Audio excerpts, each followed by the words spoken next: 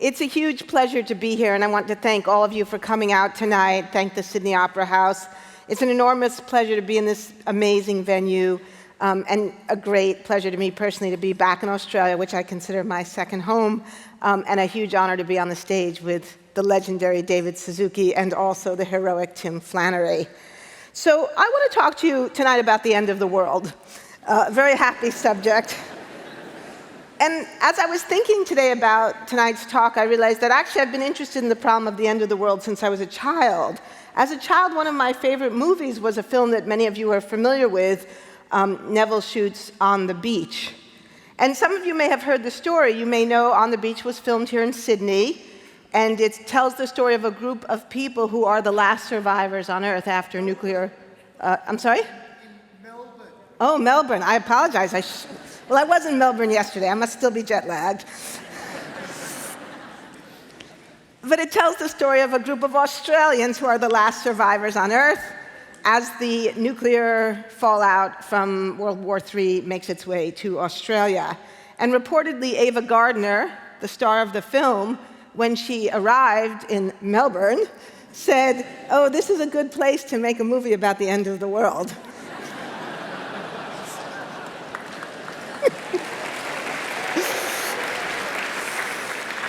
Of course, Melbourne is a much more sophisticated city today than it was then. But 3 years ago, I had the opportunity to spend a month in Perth. And lo and behold, I found myself writing a book about the end of the world. So I guess Perth is a good place to write a book about the end of the world. The book is called The Collapse of Western Civilization, and you can see the Australian influence here. I spent 3 years in the outback of South Australia, came to love the desert, and you see the desert is the icon here. The book is a message in a bottle. It's a message to our readers. It's a message to everyone to really take seriously, to take to heart the meaning of climate change. When Eric Conway and I were writing the book Merchants of Tao, we spent 5 years, during which time we read literally thousands and thousands of pages of, frankly, quite depressing scientific studies. Scientific studies that talked about the meters of sea level rise that we would face and the degrees centigrade of warming, and the parts per million of carbon dioxide and methane that are accumulating in our atmosphere. And after reading through all this work, I began to feel very strongly that this was all obviously tremendously important, but all of this scientists, all this scientific information, all of these numbers didn't really convey to people why climate change matters. What difference does it make if the carbon dioxide in the atmosphere is 350 parts per million, or 400, or 500, or 600? What difference does it make if the average temperature of the globe increases by a degree or 2? Doesn't sound like very much. I mean, if it's 28 or 30, it's still a nice day.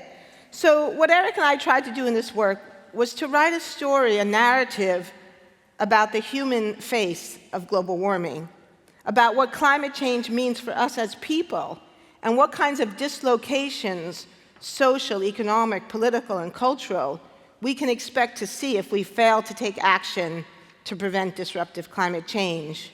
So it's really a call to arms. It's not meant to be a prediction.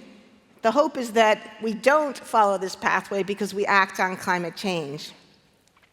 But in writing this book, it also made me think about another important question, a question that I get asked a lot when I speak in public about climate change. And the question is, how do we know the science is right? So this book is it's a work of fiction, but it's based on facts. It's based on scientific evidence. But as citizens, it's a legitimate question for us to ask, how do we know that that science is right? And if we're being asked to make big changes in the way we live, the way we organize our economy, the way we think, as David is calling on us to do, we have the right to ask the question, well, are we sure that the science is right? And of course, climate skeptics and contrarians and deniers want us to think that perhaps the science isn't right. They want to ask the question, why should we believe the claims of science? So for the rest of the evening, I want to shift gears and actually answer that question. So if anybody asks you, well, why do you believe in the science? You actually have an answer to that question. Now, scientists don't like to talk about belief because for scientists, the word belief conjures up faith and faith seems to be the domain of religion, which, as all of us know, is supposed to be totally different from science. When I think about the question of faith and science and belief and religion, it brings me to the great mathematician Blaise Pascal, who in the 17th century was grappling. He was a scientist, a mathematician, but he was grappling what he thought was the most important question of all facing mankind, which was the existence of God. And Pascal had a thought which came to be known as Pascal's wager.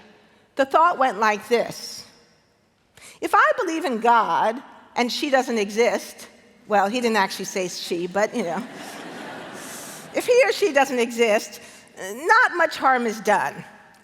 But if I don't believe in God and God does exist, then I'm going to burn in hell for eternity.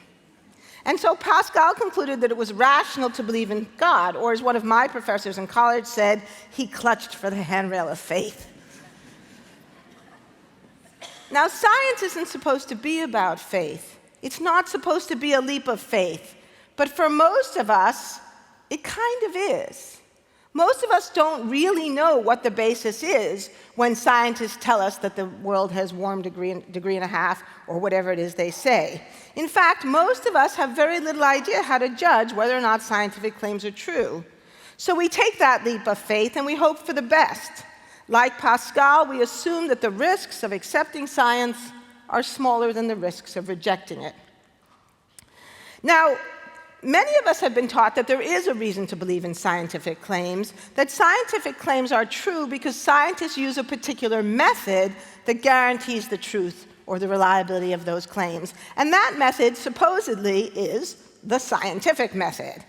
What is the scientific method? Well, many of you were probably taught this in school. It goes something like this. Scientists develop hypotheses, they deduce consequences, that is to say, predictions, and they go out into the world to see if those predictions come true. And if they do, we say, yes, the hypothesis is correct. Sometimes, and sometimes scientists do in fact do that, but actually not very often. So here's one example of a case where scientists did do that. When Einstein first developed the theory of special relativity, one of the surprising consequences of that theory was that light doesn't travel in straight lines, but is actually bent in the presence of massive bodies by the bending of space-time. That was a pretty startling prediction, and scientists said, well, if Einstein's right, we should be able to see that effect.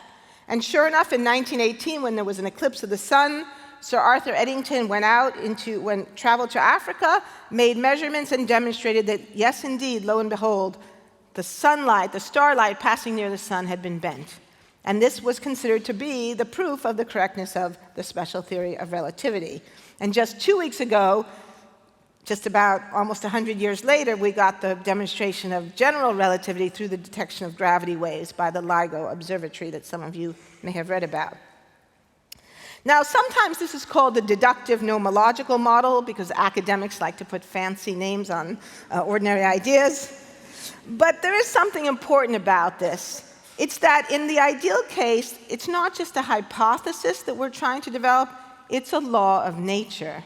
It's what David was talking about, those laws of nature about air and earth that we can't really violate without damaging and hurting ourselves. So in the ideal case, we develop laws, and these laws are invariant. They apply in any place at any time, and it doesn't matter if you're black or white or male or female or Australian or Bangladeshi, these laws will apply. And there are some examples of laws in nature, too. E equals mc squared, one of the famous ones. But there are a number of problems with this model of science, and historians and philosophers have done a lot of work to show that the deductive nomological model doesn't really work. It doesn't work logically, and it's not actually what most scientists do. So logically, it doesn't work because of something known as the fallacy of affirming the consequent. And that simply means that a false theory can make a true prediction. The most famous example of this in the history of science is the Ptolemaic model of the universe. As many of you know, Ptolemy and the ancients believed that the Earth was the center of the universe, and that the stars and the planets and the sun all revolved around us. Now, you might think that such an obviously wrong theory would make false predictions. But in fact, the Ptolemaic astronomers were able to make very accurate predictions of the motions of the planets and of eclipses. And so people said, well, obviously this theory is true because its predictions are correct. Today we would say it was false. The second problem with the hypothetico-deductive model is what we know as the problem of auxiliary hypotheses. So when Copernicus came along and said, no, Ptolemy is wrong, the Earth is not the center of the universe, the Earth is in motion around the sun, scientists said, well, if that's true, if that hypothesis is true, then we should be able to detect the effects. And one effect was something known as stellar parallax. So astronomers in the 17th century said, well, if the Earth is moving, we should be able to detect the effect. And one of the effects we should see is that if we look at a distant star, the position of that star in the universe should appear to change as the Earth moves in its orbit.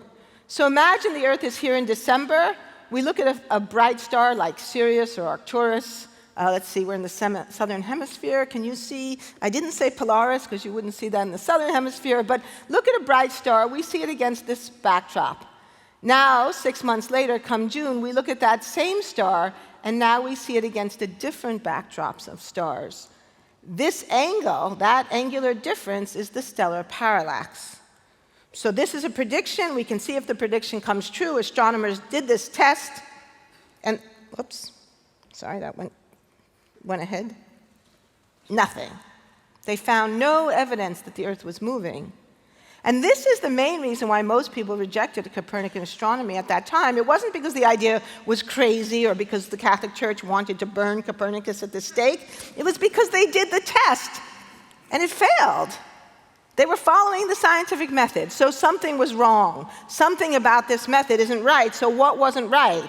Well, we now would say that the auxiliary hypothesis, this extra assumption was being made, and that extra assumption was that the Earth's orbit was large relative to the distance to the sun, so if the Earth moved, we could detect that distance. But today we would say, well, actually, the Earth's orbit around the sun is very, very tiny compared to the distance to stars, and so this parallax is just a tiny, tiny, tiny thing, very, very hard to detect.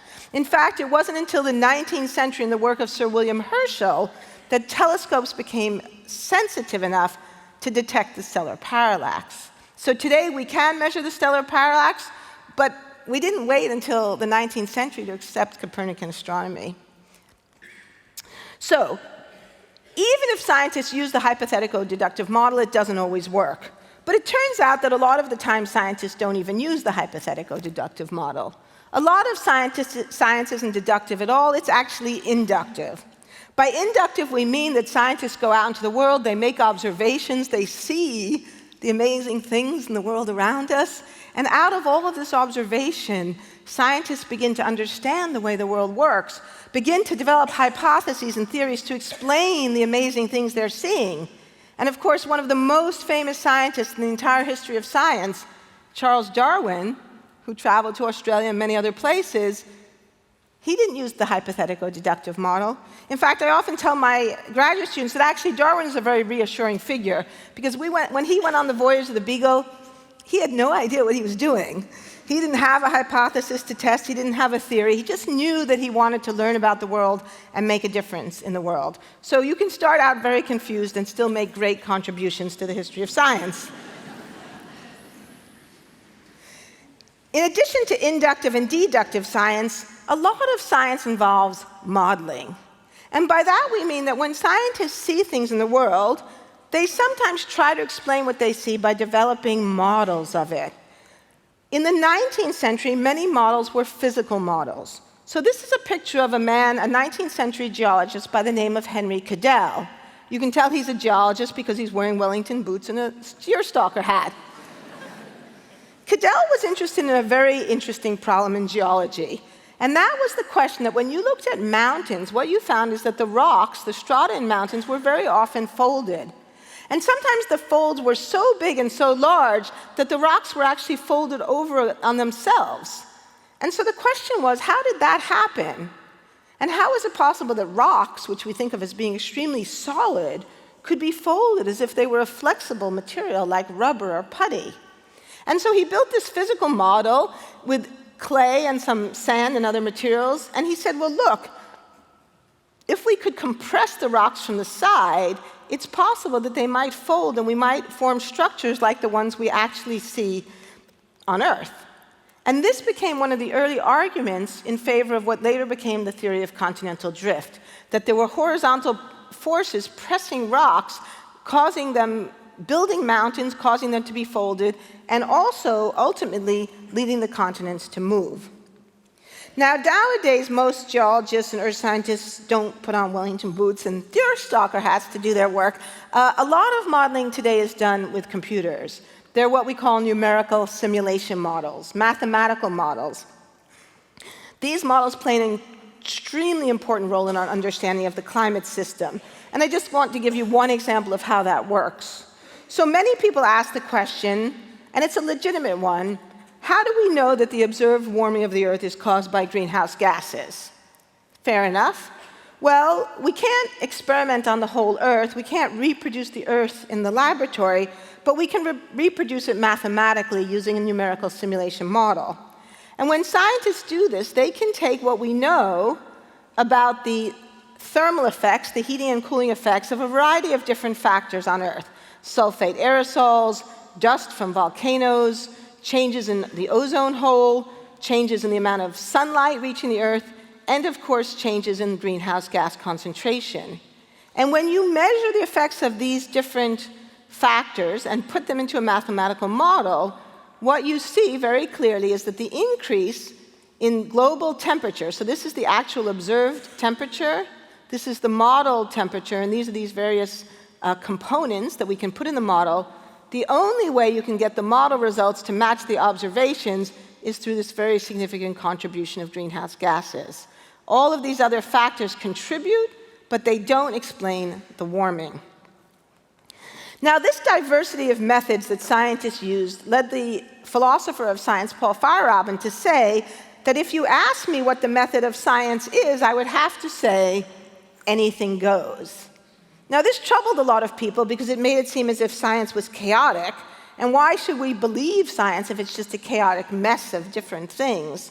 Well, what he was trying to say is the methods of science are diverse because scientists are diverse, and science is a creative process.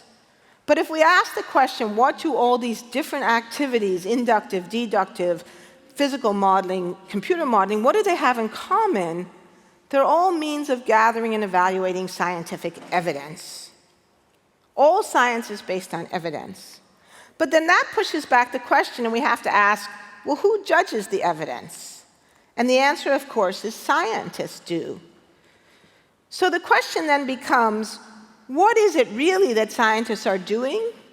And the answer that many people have come to, and that I've written about myself in my earlier work on the history of plate tectonics and continental drift, is that scientists judge evidence, and over time, they begin to come to agreement on it, and if they do come to agreement, we call that agreement consensus. And that consensus really then is what it is that we call scientific knowledge, the thing that scientific experts have agreed on. Now, this argument upsets a lot of people, it disturbs a lot of people because it appears to be a kind of appeal to authority. And in a way, it actually is. So this is, in a way, the controversial thing I want to say today, that actually, on some level, the belief in scientific evidence is an appeal to authority. But it's not the authority of an individual, which we've all been taught is a logical fallacy. It's the authority of a process by which scientific experts judge and evaluate evidence as a group. And if you look at this photograph here, if you ask yourself the question, well, what is this woman doing? What you see is that she is showing evidence, charts or graphs or illustrations or photographs, to a group of her peers. Now, I have to say I'm a little suspicious about whether these people are really scientists because they look much too happy. They also look way too diverse. But let's just accept, for the sake of arguments, that this is a wonderful group of happy, diverse scientists. Whoops, looks like I lost the slide here. Okay, so the point is, it's not the authority of the individual, no matter how smart or brilliant it is, but the authority of the process You can think of it as a kind of group sourcing, or even a kind of wisdom of the crowd, even a kind of jury, but it's a special kind of jury, or a special kind of crowd, a jury of scientific peers, a crowd of highly trained experts. Scientific knowledge, then, is the intellectual and social consensus of affiliated experts based on evaluating the weight of available evidence and evaluated according to diverse but nevertheless time-tested methodologies. So I want to conclude then with an analogy which I think many people find surprising, and it's an analogy to the modern car. Many of us have cars, many of us drive our cars on a regular basis, and we get in our cars and we turn on the engine in the morning to go to work or on the weekends to go away for the weekend. Our cars almost always start. Well, I actually had a 1964 Ford Anglia when I lived in Adelaide, and actually that car generally didn't start. But most cars nowadays do start, and they go where we want them to go. So how is it that the modern car is so reliable? It's not because of the genius of Daimler or Benz or Henry Ford. It's because the modern car is the result of the accumulated experience and expertise and work of thousands of automotive engineers who have worked on cars for more than a century. And that, I want to argue, is essentially the same as it is for science. Our scientific knowledge is reliable not because scientists use a particular kind of method, and not because individual scientists like Einstein and Darwin are geniuses, even though they are, but it's because science is, in effect, is actually the result of the accumulated experience, expertise, and observation of thousands and thousands and thousands of scientists who have worked on these problems over the course of centuries. So why believe in science? Because our scientific knowledge is based on the accumulated experience and expertise not of one genius, but of many people working together. And I should add, and the more diverse those people are, the more we should believe that the science is likely to be reliable. And conversely, if it's not diverse, that's a problem. So this is an important intellectual as well as moral argument for diversity. Science works like our cars because of accumulated expertise and experience. We should believe in science as a process because by and large that process has worked. But I want to leave you with one more thought, a thought that brings us back to Pascal and Pascal's wager. In the particular case of climate science, we should believe in science because if we don't, and we're wrong, then the consequences, as in Pascal's wager, are pretty darn dire. And conversely, if we do believe in climate change and later we find out it's a big hoax, well, then we created a better world for nothing. Thank you very much.